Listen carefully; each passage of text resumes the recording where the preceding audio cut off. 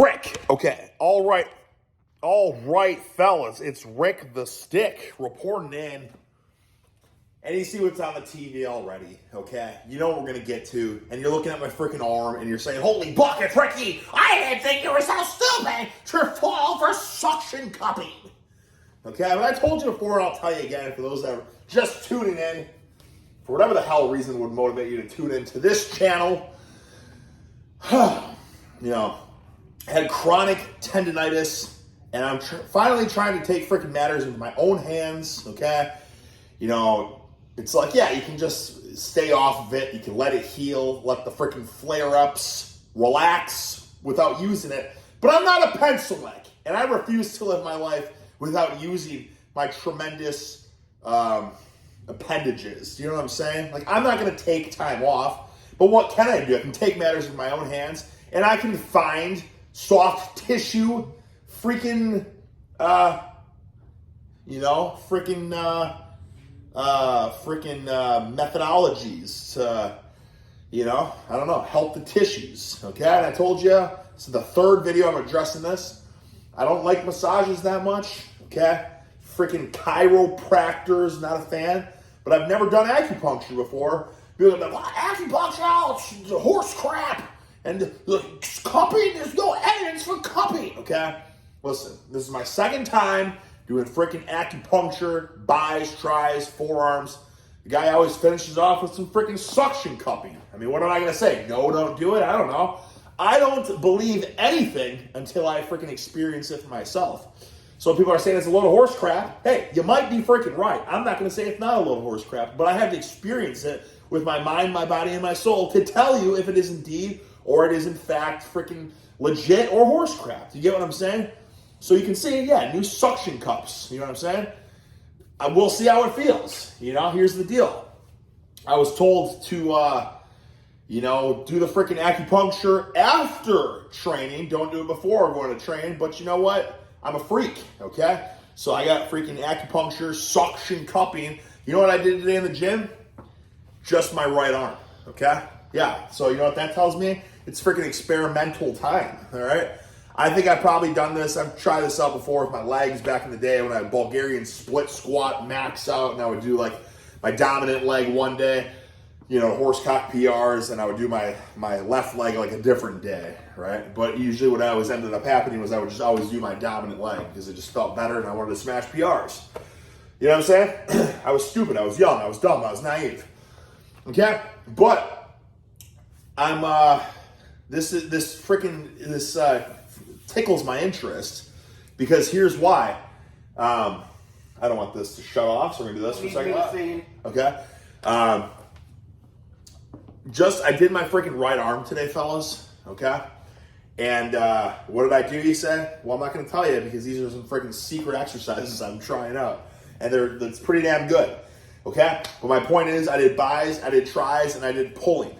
So all this boom, boom, boom, boom, boom, boom. You know what I'm saying? But it's like, okay, well, what's the difference? Why? Like, so far, I can, Dick Del Hagen reporting in with some freaking new knowledge to throw at you. And what I found is, normally when you're doing arms and stuff, you go freaking right arm, left arm. You know what I'm saying? Or you superset freaking buys with tries. You get what I'm saying? So when I just did this arm, fellas, okay, I'm not saying that this is like the way to go. This might be stupid, And frankly, I might just go back to training how everyone else trains. But the one thing I did find when I was just training my right side was the main thing. Well, I mean, there's a couple things, but it's not that interesting. But the main thing is I freaking threw in some forearm work, okay? Because normally if I'm doing unilateral stuff, I'm going right arm, left arm, right arm, left arm. You know what I'm saying? Because you're getting enough rest to go back here. Well, I was thinking, I'm just doing this side, so I just did a set. So, I have extreme ADHD, so I don't like just, for heavy weights, it's easy. It's easy to horsecock a tremendous load and then to like sit down and freaking suck a cup of Joe or whatever and then get back and horse on. But for like light stuff, you know what I mean? Like just like rows, pull downs and curls and push downs and stuff like that. I want to be moving the whole time. I got to be moving and I got to be grooving. You know what I'm saying? I can't just do something and then just take a break. That's not me.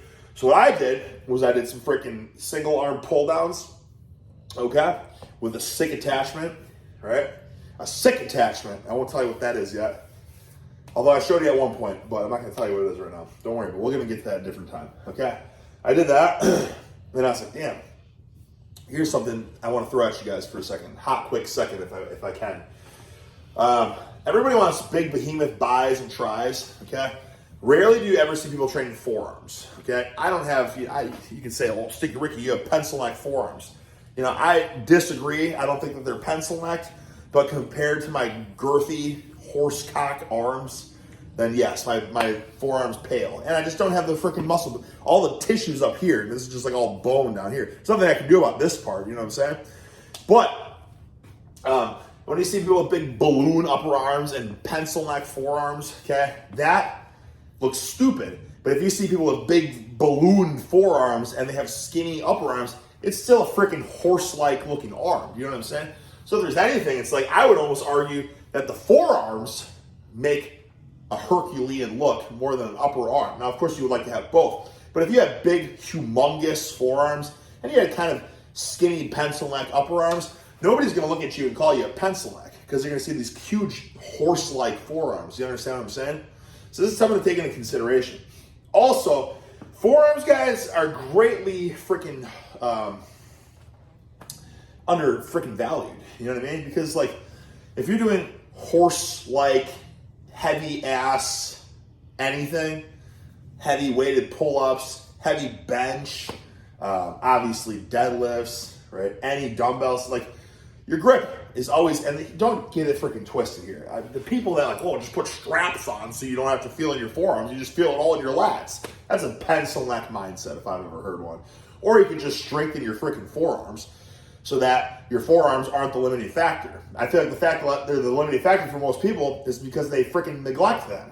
They have pencil neck forearms. So it's like, I don't feel my lats in all these lat pull downs. I only feel it in my forearms. I'm like, that's because you have freaking jiminy pencil neck forearms. You know what I'm saying? Absolute freaking puny, weak, disgustingly freaking fragile. You know what I'm saying? Just train your freaking forearms. You don't have to spend a lot of time doing it. But here's the freaking kicker that I'm talking about here. We're 7 minutes into the video. I've got zero footage here. You know, I don't even know. It's not the point. The point is, guys, doing the single arm stuff, I found that, like, okay, I want to move and groove between, in my rest periods, my rest, you know, just superset it, something simple. Frick, I can't even demonstrate it. Frick. Okay, well, first and foremost, I just did forearms in between, okay? Now, it's hard because I don't have a dumbbell here. I can't really demonstrate to you what I'm talking about. But a couple of things. You know how for forearms, most people are just cookie cutter jabronis. They'll do like dumbbell forearms, like wrist extensions, right? Wrist curls like this, you know what I'm saying? Most people do that. But nobody's doing this freaking stuff, okay? Nobody's doing this. This is, you know, you get freaking multifunctional joint here, guys. You know what I'm saying? Why is it just freaking extensions and curls? You know what I mean? So what I did when I was doing a single arm pull down was I freaking giant set it. You know what I'm saying? With the dumbbell, and I just rested it, right? And I did just 25-pound dumbbell, nothing but holding it. The weight's here and the weight's here. You know what I'm saying? Here's the shaft. I just grabbed right in the middle of the shaft. And I cranked it like that, you know, 30 to 40 reps, right? Nice little burn, okay? And then you know what else I did? If the weights are like, if this is a dumbbell and the weights are like here and the weights are here, I grabbed with my fingertips here, okay, of the dumbbell, and I did the extensions like this, right? Because you look at the freaking fulcrum or whatever, when the weight is here, it's like right next to the fulcrum, so the resistance is puny. It's freaking pitiful, okay? But if you grab it on the plates like so, then you have the weight out here too, right? So then tremendous load like so, okay? Now also, this is freaking wrong because I wasn't grabbing like this. I was pinching the plates like this, okay? So if I can kind of, my fingernails. And I was pinching the plates like that, and then I was doing my extension like that. Now, this is a freaking multifaceted exercise. Why? Because you're getting the freaking extensors, right? Working where most people have a huge imbalance because everything we're doing, we got in this like flex position for the most part when we're lifting, you know what I mean? So you could have, you know, absolutely horse-like freaking, you know what I mean, girth here, but zero girth at the top, right? It's kind of what I suffer from. I got all the girth here, you know what I mean? But I need to build tremendous girth up top, okay? So, I'm doing more extensions, and I think it helps with the tendonitis as well. But then because of that, the freaking long shaft, right? But then when you pinch the plate as well, now you're getting some pinching work too, right? So when you're doing this, yes, you're freaking on fire, right? But then your fingers, mainly your thumb, guys. Now, why is that important? Because a lot of stuff I do, I use the freaking false grip on a lot of things, pull-ups, deadlifts, and all that. I can have some just absolutely just behemoth freaking digits here, but I rarely use my thumb. But your thumb might be one of the most important freaking digits, okay? But, hard to train that sucker. Well, here we go. That's the freaking, you know what I mean? I feel like that deserves its own video. That tidbit deserves its own freaking video because that's absolute gold I just threw at you guys. I've never once seen anyone working their forearms in that manner, so you're freaking welcome. Frick, man, I could draw a doodle if I had a freaking piece of paper. I have this thank you card. I have this freaking, this will actually work. I'm sorry, fellas. I don't want this to take too long. I'm going to show you what I'm talking about here because I don't want anyone to be like, oh, Ricky, I have no idea what you're talking about, okay? And that's on you, that you're so stupid. But I'm going to draw it here, okay?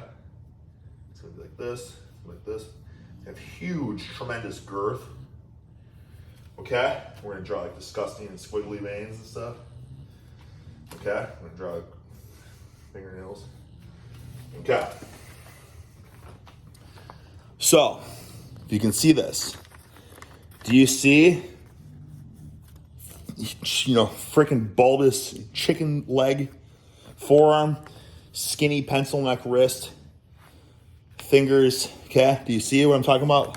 Grabbing it like that, the plate like that, and then freaking curling it like so. That, or wrist extension, do you understand? That's money, fellas. This is one of the greatest forearm exercises I've ever seen. Don't be surprised when you see, world-class horse cockers worldwide performing that exercise moving forward. I'd like to think that I have had some part to play in Zerchers becoming the hottest exercise in today's day and age. I saw nobody doing them back in the day. I've freaking horsed them with tremendous gusto. Now all of a sudden it's one of the hottest exercises in the industry, okay? Same with, Jefferson's and deadlifts, nobody still does those. Or hacks, behind the backs. Son of a beast. Frick! It's my daughter. That's her a long time ago, eating an ice cream cone. Okay, I think that was her when she was about 2 or 3, I want to say. Anyways, let's freaking get back to it.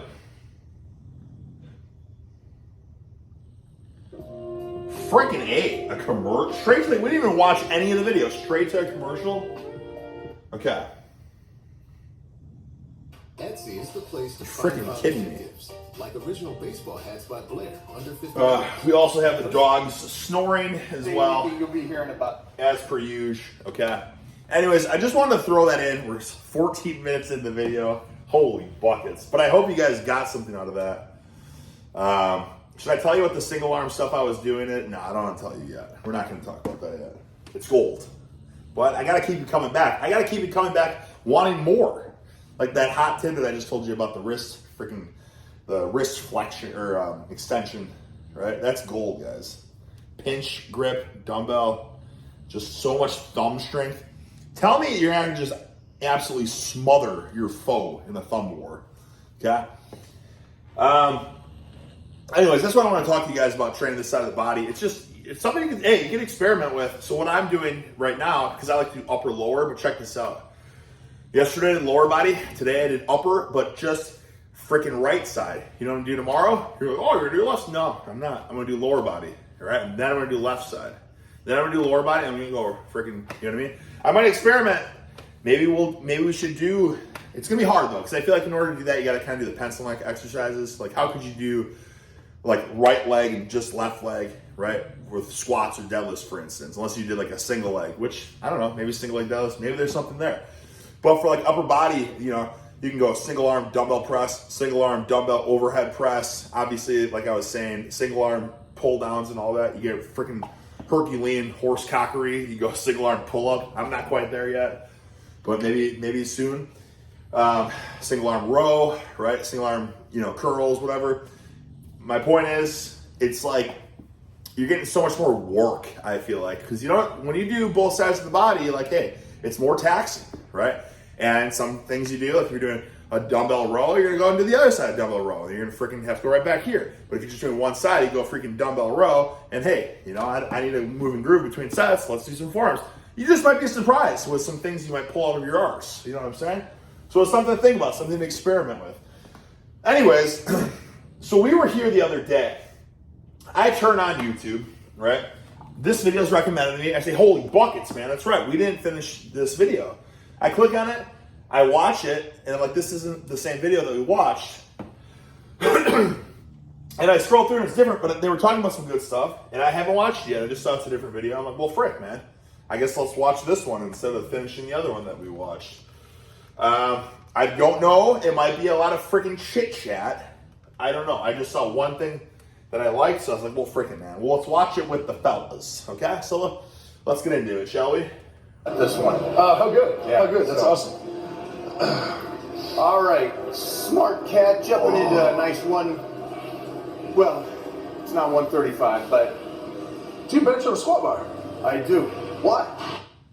That is the main thing that I was like, okay, I want to talk about this. He's asking Mike why he, I almost I like the stiffness. I also deadlift on this. You deadlift on a squat bar? Squat bar. Oh, dude, that Yeah. is punish. That is punish. Any idea why that would be? Why, what? Why would I deadlift with a squat bar? Is this a quiz? Nice. Is that a quiz? just answer the question. It's not a hard question, Mitch. Okay? I mean, I would imagine he knows, but I haven't watched past this. Okay? So here's the deal. We talked about this yesterday, benching with a freaking squat bar. And somebody pointed out to me, they said, because I said a Texas squat bar, I've used one before, 55 pounds, it's girthy, absolutely girthy. Let's recap it all. I was saying it makes sense to bench, potentially there would be some benefits. Benching with the squat bar because the bar would have less whip, okay? Now, how much whip could there possibly be when you're benching? Because you're not using tremendous loads, okay? But there's still, like if you bench with an Olympic barbell, especially if you touch and go, it's gonna have a little bit of give, be a little bit easier on your joints. If you bench with like a bamboo bar, right, or a tsunami bar, right, granted there's a lack of stability, but the actual like down and up, like there's a freaking oscillation, right? Some parts it might be easier, some parts it might be harder. These bars are unforgiving, like you're gonna feel them more in your joints. They're not gonna have any give, there's no whip, okay, which could be good or it could be bad. But I don't really see the point, like who cares about that? That's not gonna make a huge difference. Although some people, it will make a difference. Some people bench, I've seen online, people bench with deadlift bars. Now that, in a way, that would make a difference because it would have the weights would oscillate like so you could use the rebound, the recoil to help you like get farther up on that boom, on that stretch reflex. Okay? And this would have the opposite effect. So I guess it would make the pressing as hard as possible. Not that a normal bar versus this would be even that much noticeable at all. Now a deadlift bar versus this, yeah, I think that would be different. I think that would be noticeable. The main reason I am interested in this, mainly, check this out. I said that these squat bars are 55, and I believe they are. I believe usual squat bars are 55. Somebody said, but Eric, the Texas Super Squat Bar, or the Texas, I think it's called Monster Squat Bar. I think that's what it is. Texas Monster Squat Bar is actually 30 kilograms. So that's 66 pounds. This is a 66-pound bar. And I said, holy buckets, that's a heavy-ass bar. And then you look at it, And it's because I believe it's 36 millimeters, all right? Whereas a standard Olympic bar, I believe, is 29 millimeters. A deadlift bar is 27 millimeters, I believe. Shitty gym bars are only 29. At the thickest, 31. The super or the monster squat bar, 36. And I would imagine that a typical squat bar might be like 34, 35. I don't know.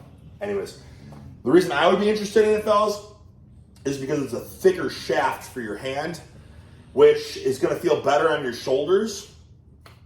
And it's like using, it's like a hybrid between a normal bar and an axle bar. Like an axle bar, you got to cup it more. It's too girthy. It's too thick. It's like 2 inches thick.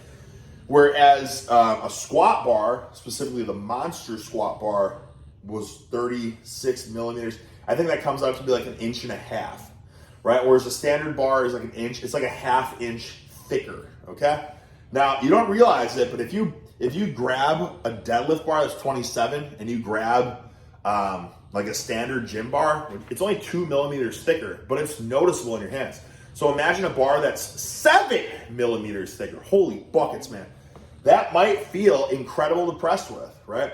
And if you were doing rows and deadlifts, like double overhand, like, yeah, it's going to be harder to deadlift with because there's no whip. It's an unforgiving, it's a brutal bar to bend with. Like, you're literally picking the weight up. There's zero give in the barbell. Like a deadlift bar is meant to have a lot of whip and a lot of gradual weight coming off the floor. This would be all at once coming off the floor. But mainly the thickness, man. What an ultimate bar. And this knurling, from what I've read, is sharp, just absolutely sharp as razor blades.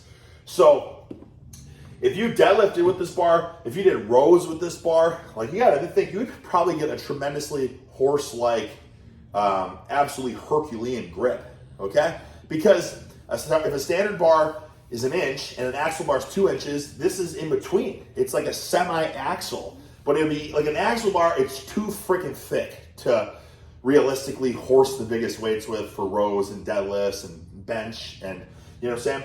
But a standard bar is a freaking toothpick. So imagine meeting in the middle. Imagine lifting with this bar all the time and then going back to the standard bar. A standard bar would feel like a freaking toothpick, right? And if you can crush that sucker with tremendous gusto, it sends a signal to your brain like, this is peanuts, man. This is lightweight. And it all starts, this is the first freaking link of the chain, right? If you grasp that sucker and say, holy buckets, that's peanuts. This freaking chain, right, and the signal to your brain, you say, hey, I believe it, I'm going to achieve it. I'm going to horse this shit. You believe it, you freaking achieve it. Whereas when you grab like a girthy axle, you're like, ooh, this is hard to hoist, okay? And that's the signal you're sending, that it's hard to hoist. So yeah, you're not going to lift as big of loads. So Mike's freaking strong, man. He's almost 60 years old, and he's strong.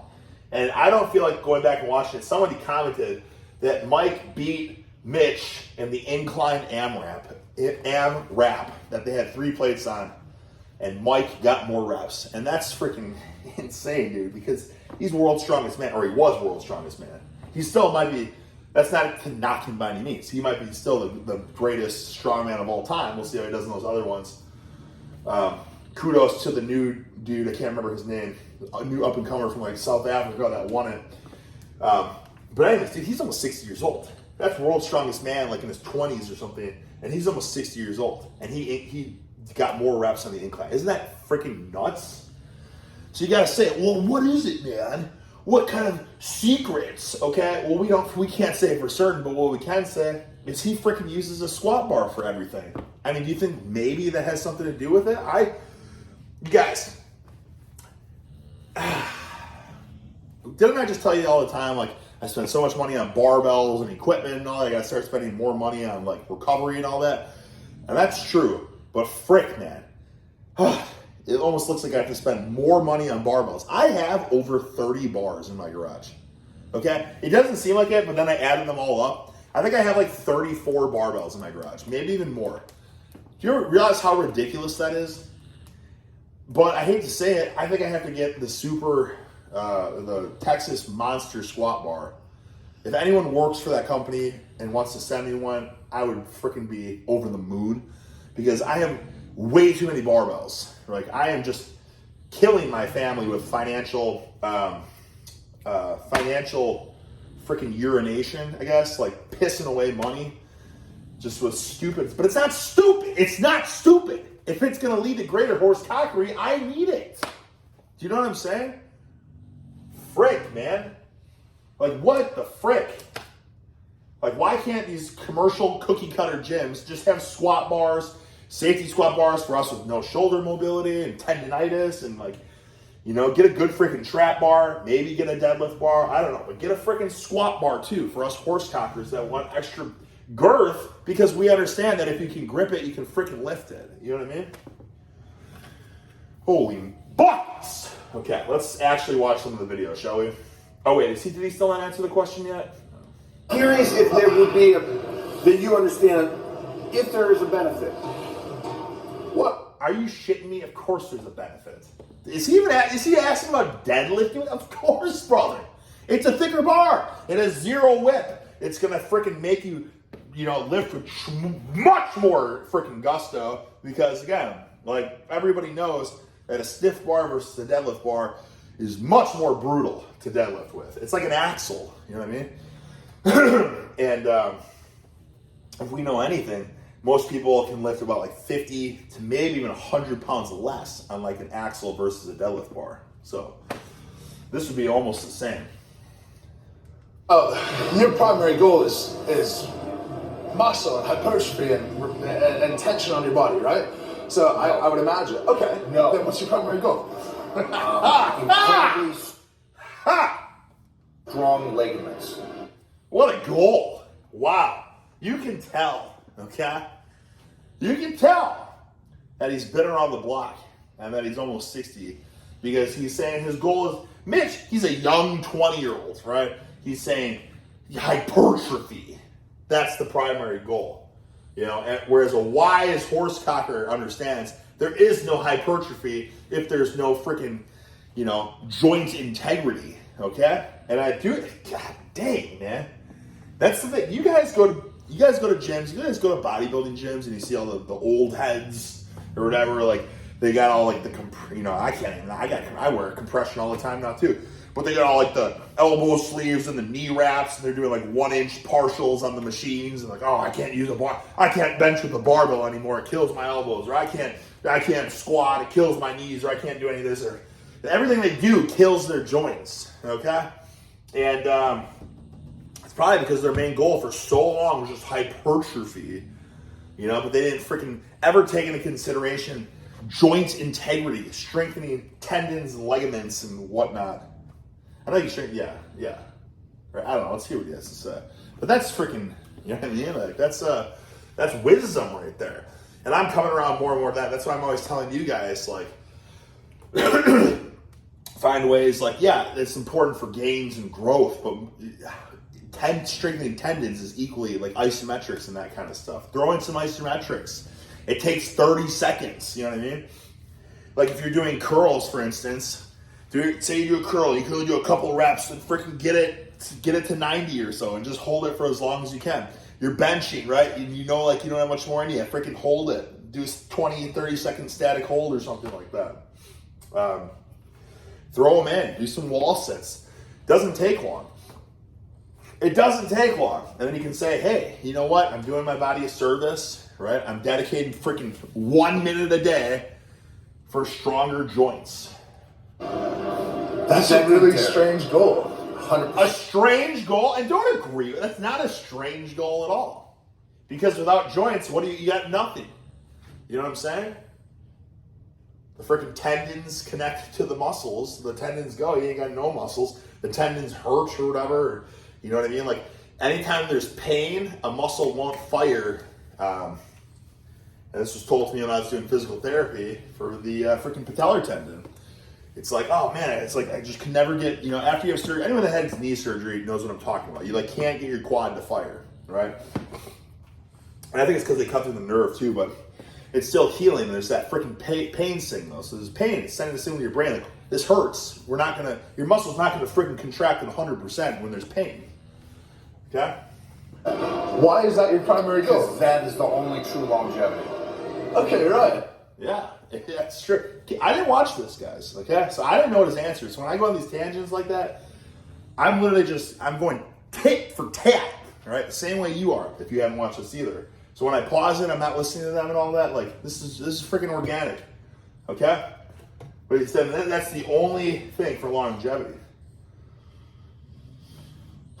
Yeah, but I'd be curious to know, like, I don't know, does he stretch and stuff too? Like, what specifically does he do? He's saying his goal is strong, you know, he said ligaments, like strong joint or tendons, ligaments, whatever.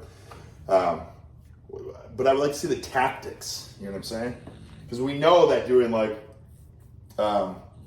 what's the main things? Like plyometrics, isometrics, heavy negatives, like that kind of stuff strengthens tendons. I haven't seen him do much stuff like that though, but I don't know. I also haven't watched too much training. If you guys are catching the drift here, this is just becoming the Mike O'Hearn channel, right? He's one of the most interesting guys in the fitness industry, and I'm like watching a bunch of other YouTubers, and they're just really freaking boring, okay? Where he just says it, you know what I mean? Like he's like, this is obviously goal. He's like, no, it's not. That is not my goal. Okay? I don't know. Muscle grows. Yep. And then it also grows from training or nutrition. Yep. Ligaments grow off of stress. Sure. So I will stress it, and I'll stress it in ways and angles that is minute. I'll jump. Small changes, Yeah. different changes, different range of motions. And I understood that young. It's if I can make my ligaments bionic, Yeah. then I can do this for a lifetime. And so what do you do to do that? Like, do you do a bunch of isometrics and eccentrics? See? See, I told you. I told you I haven't watched this, and I'm glad that he brought that up. You know what I mean? Because it's one thing to say it, like, that's my goal, but it's another thing, well, what do you do for it? You stay, first of all, heavy on everything. Okay. Second thing, That's another thing, too, that all these old-timers in the gyms, they have all the compression on, like, oh, I can't do that anymore. They lift like Peter pencil necks for the most part, with the tiniest little dumbbells, if they do dumbbells at all, and the machines with one plate. That's at least in my experience. You guys probably all know some old guy that's doing like 10,000 pounds and just horsing the biggest loads you've ever seen in your life. So I'm making quite kind of a generalization, but I'm going off of what I've seen. And I've traveled the world going to gyms, so I've seen a lot. is it's more important the volume relative to the rep range. So when I think of volume, the small moments of burst. High reps is mileage. At the end of the day, that mileage will add up. Yeah. You know what? Man, you're gonna let him talk, Eric! Okay? But I gotta chime in here. Do you guys remember I said just a couple videos ago that I always end up getting tweaked and doing like the pencil neck weight, high rep stuff? Like, it's only on the machines with high reps that I ever get tweaks, okay? Rarely on the heavy barbell stuff. And why is that? Well, it's probably like you were saying, because I never do high reps. I always do sets of 1, maybe 2, maybe 3. I'm like squats, deadlifts, barbell bench. I've never gotten hurt in any of those lifts, overhead press. But it's on the stupid ass machines where I'm just cranking out reps. Even though I'm going big and control range of motions, that's when I get the tweaks, right? And it's probably because of the high reps. And it's, you know, maybe there's something to it. I mean, that's why when he's, from what we've seen, like on the Larry and Jay video right down there, they're warming up with singles, right? Like he did freaking, what did he do? Like 3 plate for a lot of reps on super close grip bench, but he was warming up with just single. And I used to do that, and then I stopped doing it because I was like, well, I want to get more blood flow. I would rather fatigue my muscle more, but be more warmed up for the heavyweight, and maybe I won't be able to lift as much, but at least I'll be less likely to get hurt. But hey, you know what? Maybe I have that wrong.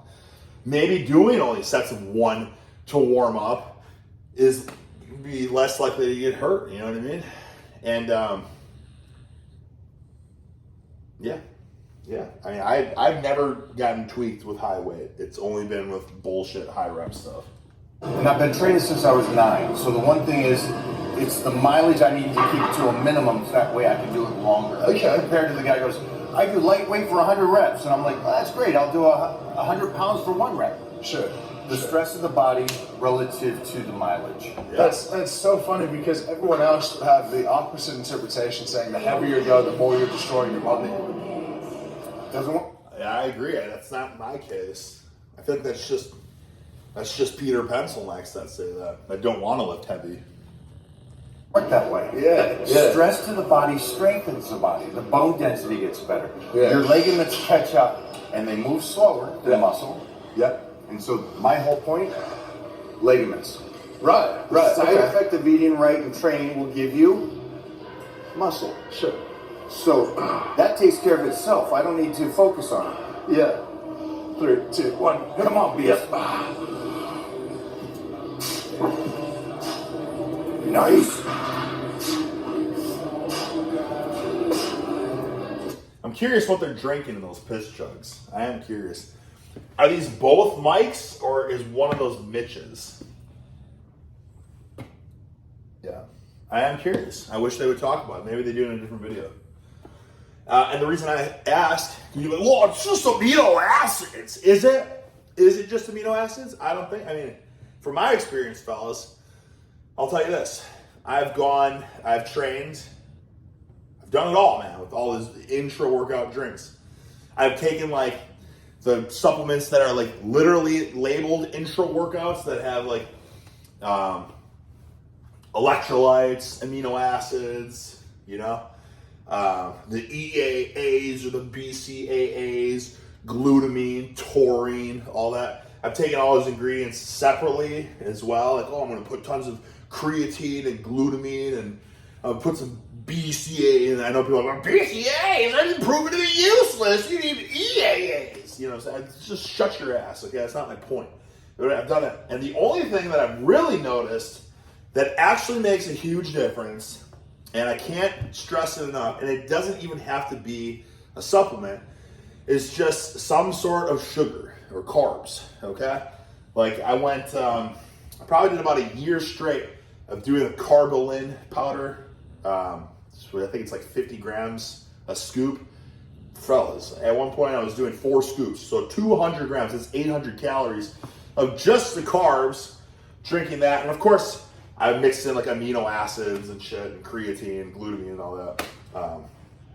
But that stuff, man, I'm telling you, freaking carbs, dude. So then I've also gone like with eating like fake bars through my workout. But then also my current kick right now, because I'm trying, you know, like you have to think these carb powders are like literally super ultra processed calories. You know, is that a good thing? Probably not.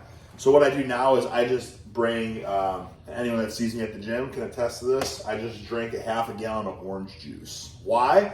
Because orange juice is a natural source of, it's got tons of potassium, tons of magnesium, which is good for your nervous system, right, for horse cockery, tons of vitamin C, which is an antioxidant. Your body is stressed when it's working out. There's been like plenty of studies that show if you consume like amino acids and vitamin C, all these different things that can lower your cortisol, like, you know, you see better gains and all that, whatever.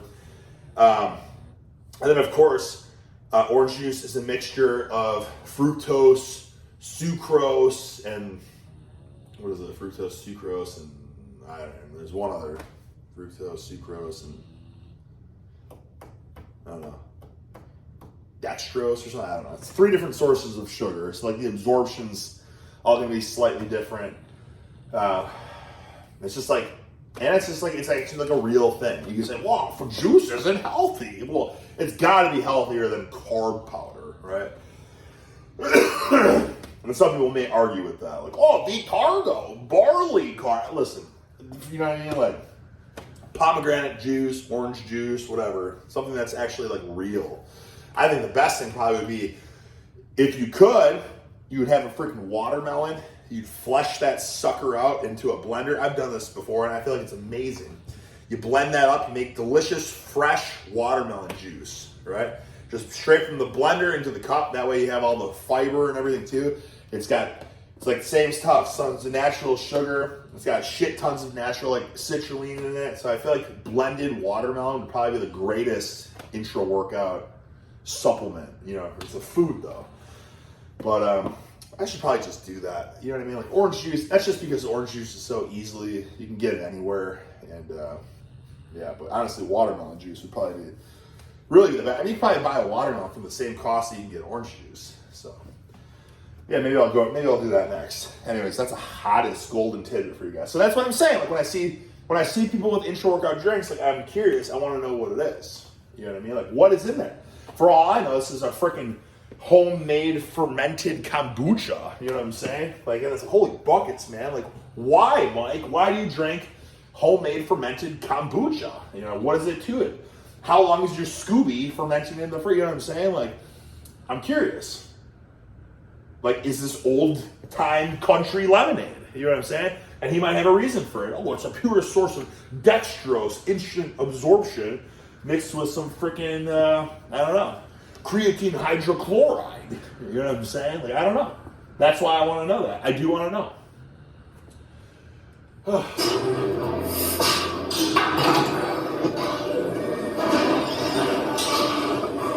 It's so cool. It's not Holy Mary. Like every bodybuilding gym that has pictures up on the wall is sort of a sad replication of all of the pictures you see around here. And I would imagine a good chunk of these guys have been in here as well, if not all of them. But look at this wall. From that wall, literally dozens. And this is one of what I'm seeing 3 rooms.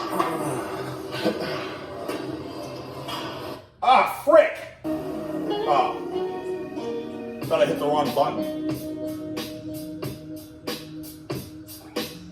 Shut frick. So, Mike, to answer your question, why you deadlift with a squat bar? Okay, did you see that one rep he hit? And you look at him like, well, maybe he could hit a couple. But from what someone said in the comments, he out-reps the freaking moose. So it's like, how many do you think he could have hit? And how heavy is he going to go? And I freaking hope he goes heavier. I want to see it. I don't know what they're doing with these videos right now. Like, why are there so many videos that are like 10 minutes long or whatever of these guys? Like, just make it freaking one whole enchilada. I imagine you just prefer the larger range of motion.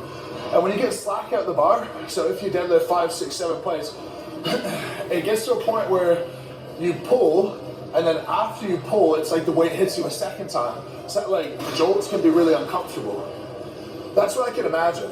But a smaller bar that whips. I just I love the look at his face. To me, I don't know what he's gonna say, but to me, he's just thinking you're wrong. You're wrong in everything you're saying. You know what I'm saying? And I hope that's the case. Because I don't know. I don't know what he's gonna say. But just going up to look at his face, it's just like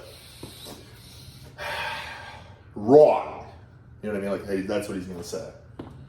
You can pull more on that bar, but you have to be technically ready for it, or that would just be smoother, albeit way more difficult. So, yeah, you know this stuff. Yeah, for me, and we'll deadlift on a 6-inch platform. So I'm pulling it even from the lower. So you're pulling that bar off of your shoelaces. Yeah. So there's absolutely no give. Yeah. So the strain of that pull, that dead stop from the start, as gravity works, comes from such a lower position.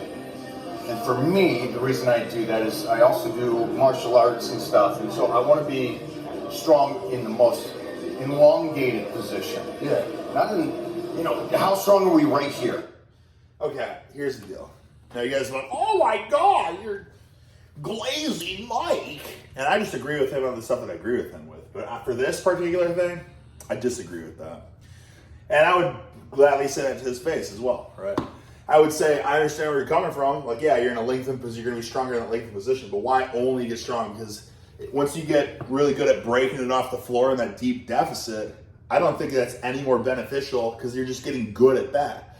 There's also beauty to getting really explosive and strong at breaking weight off from right below the knee, you know what I'm saying? Or mid-shin, like doing a block pull. I think block pulls and rack pulls are literally just as good, if not, and honestly, this is my opinion, I think there might be a chance that a block pull or like a low rack pull, in my opinion, is superior to a deadlift off the floor.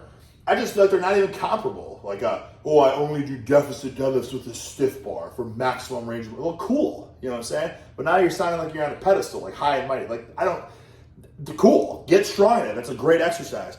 But don't shit on partial range of motions too, Because let me tell you something. You're talking about grappling or whatever, dude. Very rarely are you going to be in this ultra hinged, super low position. For the most part, I've freaking grappled half my life. You know what I mean? You're here. This is the position you're in. What is this? Oh, I don't know. This looks like a block pull. So if you can get super strong here, because you're not like bending over more than this. If you're getting lower than this, it's because you're doing level changes and you're shooting. It's not because you're hinging all the way down. You get what I'm saying?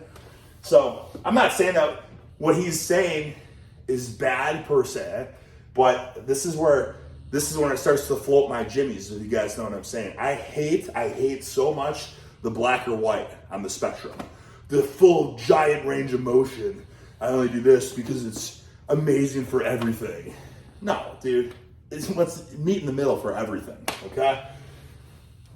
Yeah, I would argue, this is just me, for grappling, I would argue that below the knee rack pull or block pull is superior because you're going to be able to move way more freaking weight, right? Which means, and especially if you can do it with like a mixed grip or double overhand. And I would argue that even doing like a block pull with a trap bar, right? Or just a high handle trap bar is probably the best thing you can do. Because it doesn't matter, you know, like, it's not, your technique doesn't matter as much. It's just pure horsepower, horse cockery. And that's the same thing with like a block pull versus a deficit stiff bar deadlift. Like a deficit stiff bar deadlift, it's going to be a more technical lift per se than just doing a block pull, which is a lot more brute strength. That's just my experience. I will say when I first started doing like barbell lifts and like dinosaur training and stuff, like I did a lot of rack pulls and I got really strong in wrestling. Like that was one of the things that made me feel like, holy frick, I'm strong. Yeah. Yeah, I just don't, but that's not to say that there's no benefit to doing a deficit deadlift either, okay? I just don't think that for what he's saying in terms of martial arts and that, I personally disagree with that. I think both, because a martial art like doesn't require you to be good at any lift. So the more well-rounded and stronger you can be in every position, right? And a lot of this stuff, a lot of your movements, this is the thing too, when people are like, oh, it's functional, full range of motion is functional. In what world, in any sport, or like wrestling or something, are you doing full range of motion in anything? Everything you do, you're pushing, you're pulling here, okay? You're pulling here. This is a freaking partial. If I'm pushing before I shoot or something, I'm pushing here and I'm shooting here, right? If I'm snapping down and all that, it's just, you know, it's like a partial, right? A partial like crunch in that sense. If a guy's snapping me down or like a collar tie, whatever, it's like, look at this. This couldn't be any more of a partial hip hinge. You know what I'm saying? A lot of times, people that are like, this period are speaking out of their ass and they've never done it before. So it's just like, in theory, the muscle's strong in all positions. It's like, you have no clue. You've never applied it, you know? Not to say that, I'm not saying that Mike is that, I'm not saying that by any means. I'm talking about most like strength coaches, okay? And that's true. And you can't blame them because most strength coaches probably played, you know, football or baseball or something, not wrestling. You know what I mean? So you can't blame them, but I'm speaking from experience in that regard. Like, it makes more sense if you're gonna look at it logically to get really strong at partials. That probably would have more carryover to sports than doing full range of motion lifts like that. Super range of motion. But not to say you shouldn't do that, because there's also super range of motion might help your mobility, right? Sucked up, right? Yeah. Half squat. How strong are you? Very strong. But how strong are you off 11 inches from the ground? How strong are you high necks, behind the necks? I don't know. I'm losing Mike on this concept here too, because how strong are you in half squats versus 11 inches? Who cares? It doesn't matter for sports, because that's what he's talking about is for sports, and it's been like proven. And I hate to be the nerd that's going to talk about the studies and all that, but it makes sense too that half squats or quarter squats had substantially more carryover to vertical jumping power or whatever than doing full range of motion squats. Which why wouldn't it? Yeah, you're moving way more weight. And when you're jumping, well, again, what is it? What's a jump? It's a freaking quarter, you know what I'm saying? It's a quarter squat. You're not going ass to grass before you jump. So we got to be careful with what we're saying here. Those are my more focused movements. Also, stretching the ligaments, keeping them so freaking tight in those positions. So if I do 100 pounds on a 6-inch blocks, we'll just take the number so you guys all get. But this is also, I gotta say this as well, because I read, like a pencil lack, I read books back in the day, and one of the main things in these books were about partials. So one of the most beneficial things about partials is strengthening the tendons and ligaments, right? Because you can move so much weight in these, whatever. So what he's saying now is counteracting that. Like, you can't move more weight in these super range of motion lifts. So wouldn't it not be as beneficial to strengthen you? Wouldn't partials be better theoretically to strengthen your tendons and ligaments? I know the range of motion, but again, that's why I think it's both. And I hate the fact right now that he's coining it as one versus the other. Hate that. You guys know anything? That's what pissed me off the most about the science-based training. It's just dogmatic, and it's one thing versus the other. Oh, the super range of motion is better for hypertrophy. It's like, get the frick out of here, dude. You're making it black or white. Nothing's black or white. 100 pounds on a 6-inch block with a straight bar, and then I go to sumos with a Texas power bar. Yeah. With my shoes off. Now what am I deadlifting? You're well prepared, yeah, of course. I don't worry about the number. Yeah. Because I worry more about the stress and the position I'm putting myself in. Okay. And so, if I can do the harder stuff and stay healthy and keep moving it, and then do like 500 or 600 pounds like that on a 6-inch block, and I walk back over and somebody goes, well, let's just deadlift, and we do it old school style. Yeah. Then my numbers are right where they've been since they were 20. Sure. So that's. I mean, yeah, that's true. Like, if you're gonna move X amount of pounds in a ultra deficit, then yeah, you're probably still gonna have decent strength in your conventional. But let's not coin it as like for martial arts or sports like that. You know what I mean? But I mean, that basically what he's saying is like leaving your ego at the door. Because now here's the thing: if you're doing like a block pull or a slightly below the knee rack pull, you're probably gonna be able to move more weight, right? Than in a conventional or obviously a deficit deadlift. And it feels good to move more weight. It's good for the ego, right? But I don't think ego is a bad thing. And I think it's good to move a lot of weight. And like, it's going to strengthen like your traps and your grip and your lats and all that are going to probably get more out of doing, a partial than doing a, 200-pound lighter deficit. Not to say that won't work your traps and your lats in a way too, but it's just freaking different strokes for different folks, or like the pros and cons to both of them. Anyways, this is going quite the tangent. But yeah, I mean, that's the thing. Ultimately, if all you ever did was deficit deadlifts with a stiff bar, and then you go to do conventional deadlifts with like a deadlift bar, you're probably going to be decent at a conventional deadlift. But the thing is, if you've ever gone between a stiff bar and a whippy bars are not necessarily easier. I know I said earlier that you're usually strong with them, but that's not everybody. Like I have the Kabuki deadlift bar. I hate it. Right? I have the Oki deadlift bar, the Ricky Crane Oki deadlift bar. It's much less whippy than the Kabuki deadlift bar, but I can lift more weight on it because it doesn't have as much whip. That whip is not. If you know how to use it, great. But like me, I'm a yanker. I'm a grip and ripper. So when I rip it, it has tons of give. It pulls me back in, like Mitch was saying earlier. So I don't even know what we're talking. Let's just move on. That's why I do. I go, no bullshit. I want the fucking straight. Sorry, language. I want the straight bar. I want the tension from the start of it, so I can set up myself to win later. So talk rep ranges. What are you gonna hit on something like incline? I'll see how the body feels. We are dieted down. I know I have the movie coming out. Yeah. This is Hollywood. I start my next movie with Francesca Eastwood this weekend. Okay, wow. So I am dieting and slicing. So I'm dried out right now. So I don't know. And that's the cool thing about weightlifting. Weightlifting is give your best that day. I know if you're doing a powerlifting meet, I can set my numbers up, of course. I don't got that luxury. Yeah. So I got the luxury of going, well, I can still lift. Let me see what I can do. Yeah. I'll hit a nervous system lift, and that's how I warm up. I only warm up nervous system, I don't warm up muscle. Sure. and then I'll get to some weight and then come back and hit maybe 8 to 10 reps. Do you know what, love? I'm sure when you voice these opinions, you get so much pushback, and I probably 3 years ago would have been very skeptical and started talking to you about the research and this and this and this. That's pencil-like shit. But ultimately, you're your age.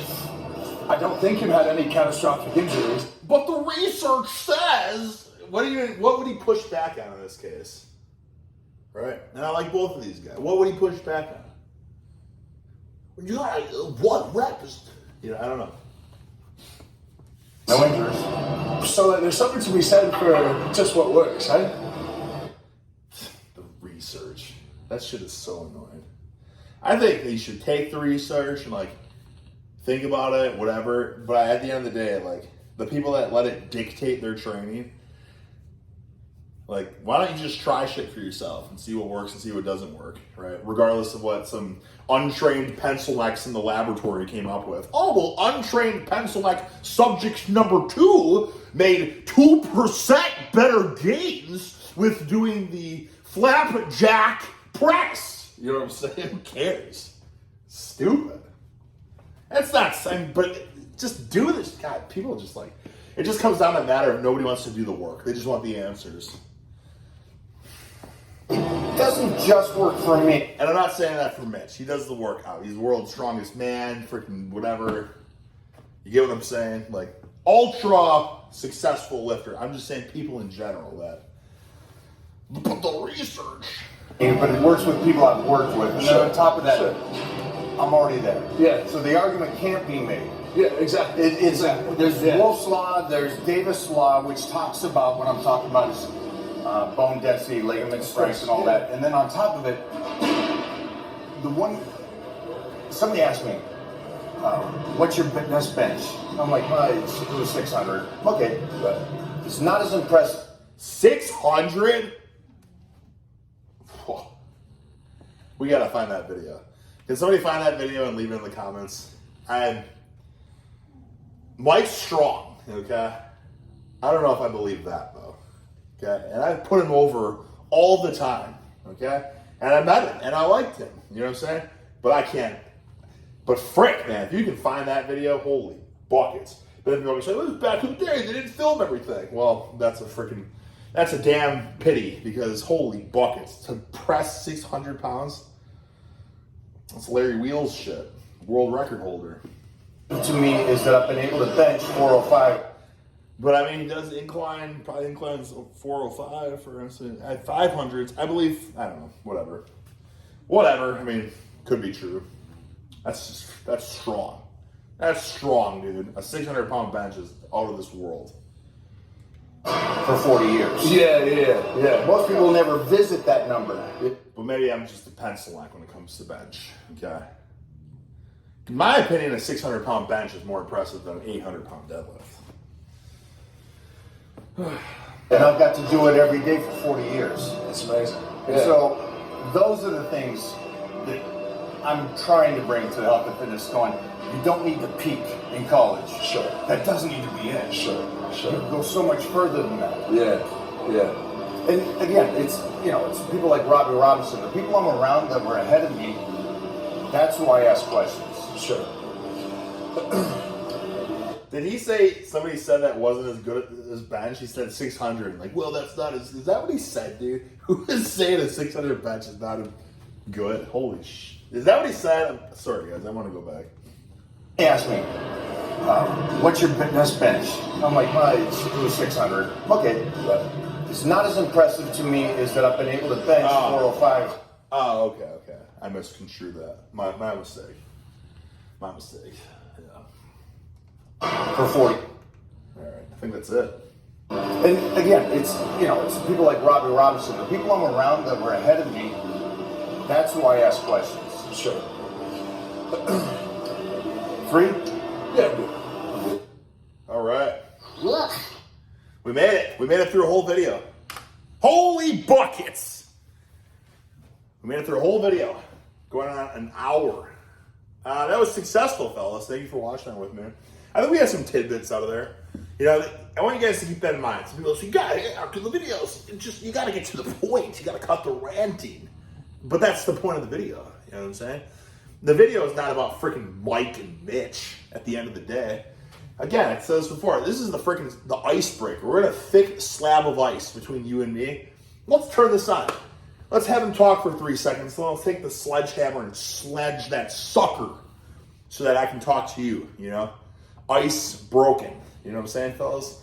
So take some of those tidbits, and I don't know if you've noticed, I've been uploading a lot lately. I freaking was on a, hiatus for about a month.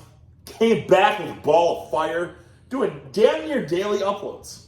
But don't get too used to it, because I'm going to be gone pretty much all of June. And will I upload? Probably not. If I do, it'll be like once in a blue moon. So anyways, get the tidbits in now, okay? Watch the videos. Absorb the knowledge. Get your fill of Dick De La Stick. You know what I'm saying? Because it ain't going to last forever, all right? That being said, I will report back if I see any benefits from the acupuncture, the suction cups, bulbous girth of forearms with these new supersetting forearm tactics. Not much more to say. I think that's it. Thank you for watching, and until next time.